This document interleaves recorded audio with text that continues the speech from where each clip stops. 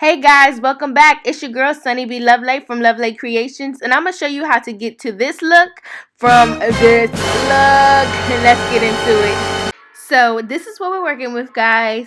In the front, if you look closely, you can see that I did a few already, but now we have all this new growth on the other ones, and it's looking ridiculous. Okay, look at this.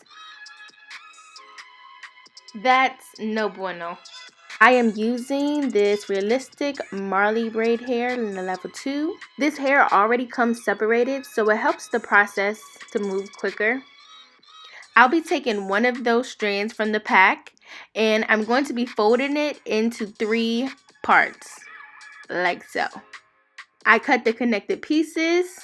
I take one piece, and I'm separating it. I pull it apart, and I'm gently feathering the tips so that it'll be thinner towards the ends.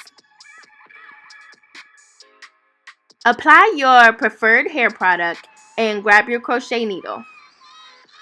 Make sure your crochet needle is open and you'll push it through, hold it, and with my other hand I'm grabbing the hair that I want to pull through, which is the hair we just feathered.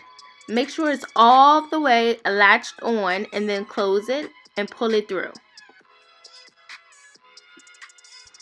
I take about 1.5 to 2 inches of hair and I hold that with the lock. I take the rest of the hair and I wrap about 3 to 4 times at the base to create a sturdy foundation. Continue down wrapping the hair, slightly overlapping each time.